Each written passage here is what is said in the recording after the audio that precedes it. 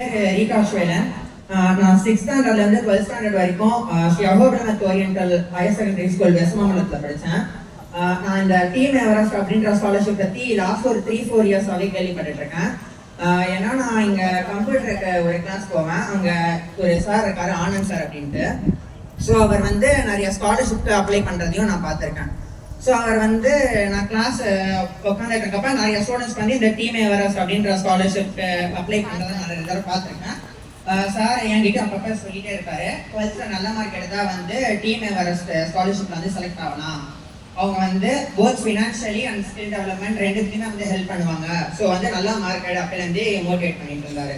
So நான் வந்து நல்லா படித்து மார்க் எடுத்து இந்த டீம் எவரெஸ்ட் ஸ்காலர்ஷிப்பை ஃபர்ஸ்ட் அந்த அப்ளிகேஷன் ஃபார்ம் போட்டதுக்கு அப்புறமேட்டுக்கு அவங்க என்னென்ன நடக்கும் அப்படின்னு சொன்னாங்க.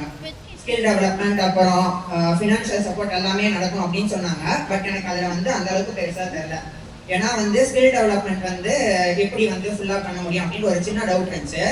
பட் ஆனால் வந்து இன்னைக்கு நடந்த பிபிடி வீடியோ எல்லாமே பார்க்குறப்ப வந்து எந்த அளவுக்கு ஸ்கில் டெவலப்மெண்ட் அப்படின்றது முக்கியமானது, நம்ம மற்றவங்கிட்ட எப்படி பேசணும், எப்படி நடந்துக்கணும், ஸோ ஒரு க்ரௌடை வந்து எப்படி பார்க்கணும், சார் மாதிரி எப்படி சோஷியல் ஆக்டிவிட்டீஸில் என்கேஜ் ஆகணும் அப்படின்ட்டு எல்லாமே வந்து ஓரளவுக்கு நல்லா தெரிஞ்சுது. ஸோ இந்த 4 வருஷம் வந்து டீம் எவரெஸ்ட் கூட எனக்கு ரொம்ப சந்தோஷமா இருக்கும் அப்படின்னு நினைக்கிறேன். So thank you team Everest for this opportunity. Thank you.